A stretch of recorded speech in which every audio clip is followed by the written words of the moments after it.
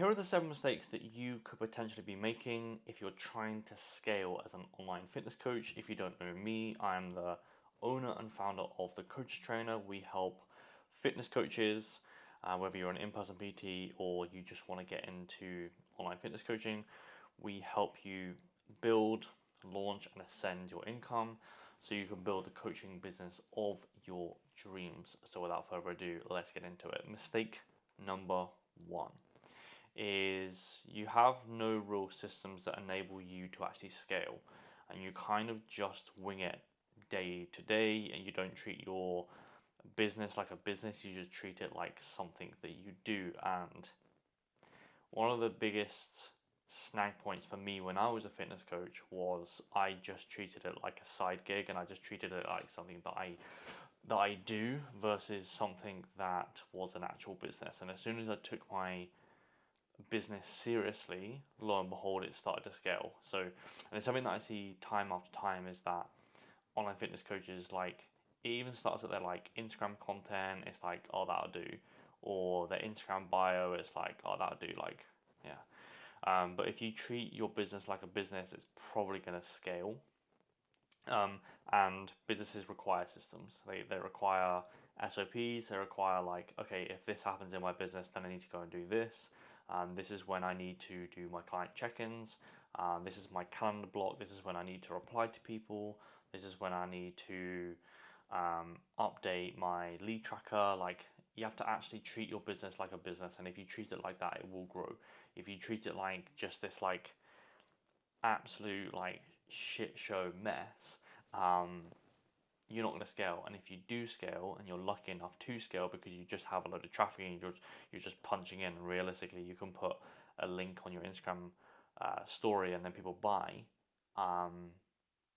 your business is going to suck when you get to 50, and you'll likely be met with churn issues, which is what mistake number 2 is, which is you're not relying, or you're not you haven't got a referral system basically.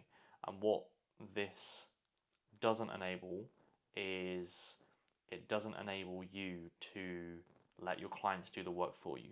Okay, so one of the biggest life hacks as a business owner that you can have is let your clients do the talking for you.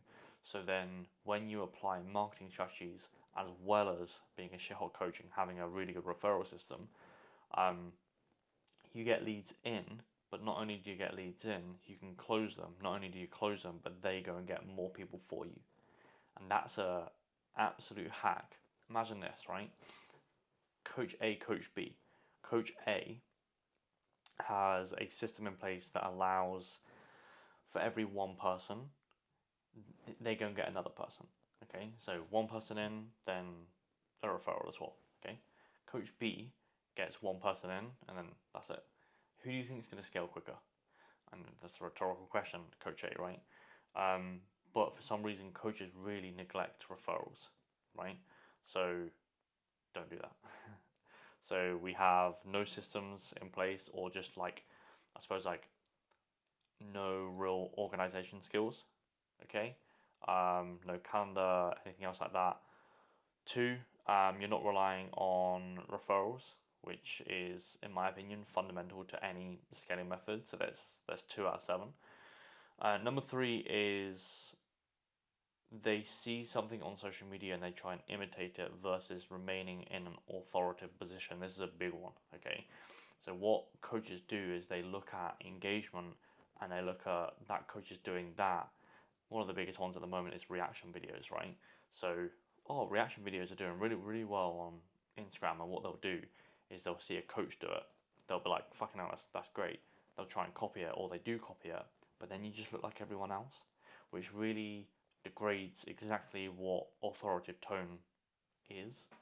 You don't want to be in a fucking like a grey area with other people. You want to be a standout, standalone coach, right?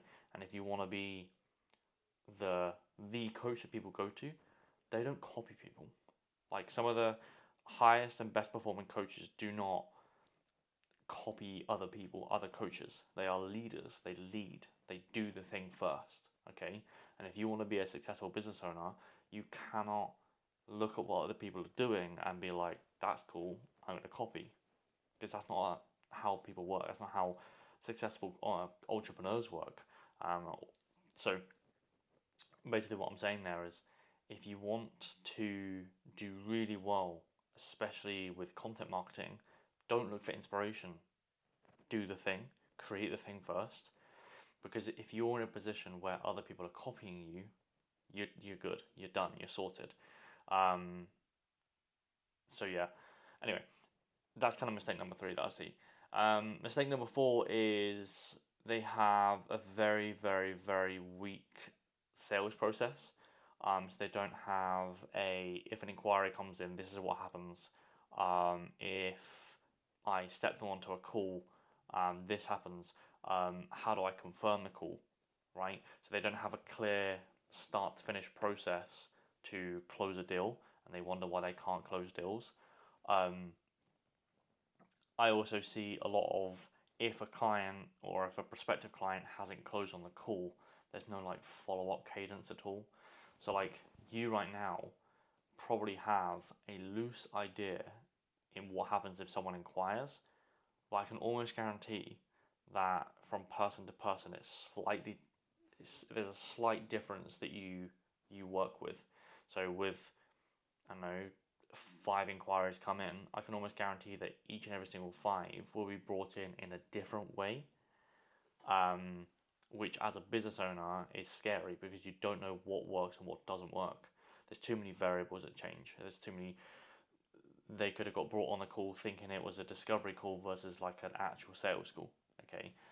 So as a business owner, you have to be airtight in your sales process. If someone says this is the procedure. If someone says this is the procedure, they get a text the day before, they get a text an hour before, they get potentially a gift card for turning up to the call. Like, if they are in the sales process, this is the script that we use. When we're going through the payment side of things, like how do we quickly onboard them so we reduce buyer's remorse? Like, if they don't close, when are we going to follow up with them? Like, you have to have this airtight sales process. If you want to scale as a fitness coach, you have to have this airtight sales process. And if you don't, you're going to be leaking a lot of these leads that you've worked so hard for. Okay. Mistake number 5. We've done 4. Mistake number 5 is there's no real client retention strategy, and this happens in 2 ways. Okay. One is that you sell a 12-week program, which is very normal. So like you're selling like a quick in and out fat loss situation, which is great because it gets them insane results very quickly, but you have no like renewal pattern. So let's just say, for example, coach A gets a client through the door and in 12 weeks gets an insane transformation. Coach B, they don't sell like that, and the client stays with them for 6 months. Who is going to make more money? Coach B, right? If you learn how to keep clients for longer, if you learn how to make more money per client, your business will grow faster. If I can lengthen, so say for example, my client retention is 8 months, right? Let's just say for example, if I can find out a way to get it to 16 months, by the way, that's not, I will tell you my retention numbers in a second, but if I can get it to 16 months, I will double revenue. So you don't need more leads all the time, especially if you have like loads of clients. As a fitness coach, if you came to me at 30 clients, one of the biggest things that I'll work on with you is probably going to be retention, because if we can manage to increase retention and increase LTV, you're going to double your business automatically. And it's something that we work on a lot with our guys, is that we don't always look for like lead gen stuff, the sexy things. We actually look for the really boring shit. Okay. TCT, by the way, we have a client retention average of 14 months. So we keep clients, and the reason for that is because we actually make you a lot of money. So you just keep renewing. So yeah, but you have to imagine like one of the most boring things you can look at is how to keep clients. But if you can keep clients for longer, 1, they're gonna pay you more, but then 2, there's more of a likelihood that they're gonna recommend their friends. If they're longer in service, there's a longer runway where they can push in referrals, right? So if someone's in the business for 12 weeks versus 12 months, there's a longer bandwidth for referrals. So that's a hack, okay? Because number 5 and number 2 actually link here, okay? Mistake number 6 is doing everything solo and not delegating. This is a huge issue that I see at coaches anywhere between like 3 to 5K. One of the biggest issues that I see is that, so let's play this out.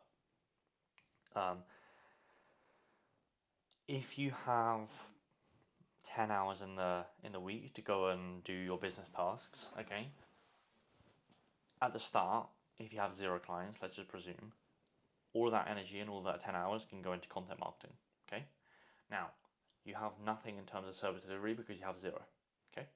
Now, let's just say, for example, now you have scaled really quickly and now you've got 20 clients, so your time is here. Content marketing will then get simmered down naturally because you can't have the full 10 hours going to this thing when you're spending time here. So it goes down, which means ultimately lead gen slows down, you're turning up less to your Instagram audience, or you're just turning up less on with your marketing and sales. You're not as quick to reply to people. So if someone inquires, it takes you like 2 days to reply to someone. So like a lot of these things actually break down, and it's the reason why when you hit 3 to 5K, it's why a lot of coaches burn out, because they don't have enough time to do business tasks. And one of the biggest things that you can do as a business owner is to try and get someone in the business as quickly as possible to then get you back into coaching, which will then allow you to get more referrals and increase LTV. But then in the background, someone else is doing like the lead gen side for you. So you can go and get a VA, you can get someone who does admin, you can get a videographer, you could get someone who basically can take some of the stuff off you so you can actually concentrate on actually being a coach. But one of the biggest things that I see is coaches just refuse to delegate because they want to do everything themselves, and it's one of the biggest constraints into scaling, okay? So if you want to scale and you're at that 3 to 5 grand mark, look at an area which you suck at or you spend a lot of time in, and then try and outsource. By the way, for some coaches is different. Some coaches are like, I love the video editing, I love the marketing, I love the sales. I'm just not a big fan of coaching, which might sound weird to you, but some people just don't.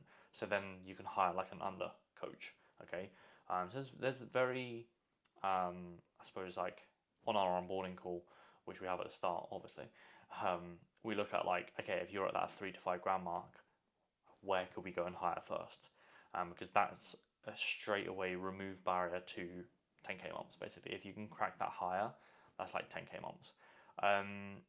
And then mistake number 7 is treating your coaching business like a coaching business and not like a business. So not having KPIs, not giving yourself trackable information. If you're running ads, are you running things like, are you tracking things like CPAs? Are you tracking things like CPCs, cost per acquisition? Like, what are you actually tracking as a business owner? It kind of links heavily towards mistake number 1, where you don't have any systems. So you've got no systems, but you've also got no like tracking sources at all. In a future video, I'm going to be going through this in a little bit more depth. But yeah, effectively, you're not treating your business like a business, you're treating it like a hobby. And if you treat it like a hobby, you will always have it as a hobby. You don't want that if you want to scale your business. So to go back through this, mistake number 1 is you have no systems. Mistake number 2 is you're not relying on referrals, so you just don't have a referral system in place. If you do have a referral system in place and you're like, I've tried it before, but no one's referring out, your service is either shit or the incentive is shit. So probably something to work on. If you're doing things like, if you refer someone, I'll give you a tab of protein, you're not going to get anyone in. Okay. Mistake number 3 is you are relying on trends on social media, and you are copying other people on social media, which is big, and you want to not do that because you want authoritative framing. You want to be an authority in your field. Okay. Mistake number 4 is you have a weak sales process. So every single lead and inquiry that comes in, there's a different process. Mistake number 5 is you're basically killing scaling by not retaining your customers, which is a big one. So you're not increasing LTV. Mistake number 6 is trying to do everything solo. So you're basically trying to do everything yourself because you're the hero. And mistake number 7 is you're treating your coaching business like a coaching business. You need to treat it like a business that coaches. Okay. So if you want to scale quick, avoid all of that. If you want to explode your fitness business so you don't have to worry about all of these things, and I'll just tell you what to do and tell you where you're going wrong, then DM the word ascend on Instagram, or in the description below there is a type form. Just go and fill it out, and then you can book on a call with a member of the team so we can see if we can help you. If we can, we'll obviously pitch. If we can't, we won't pitch. Okay. But yeah, try and avoid those 7 mistakes if you want to scale as a fitness coach.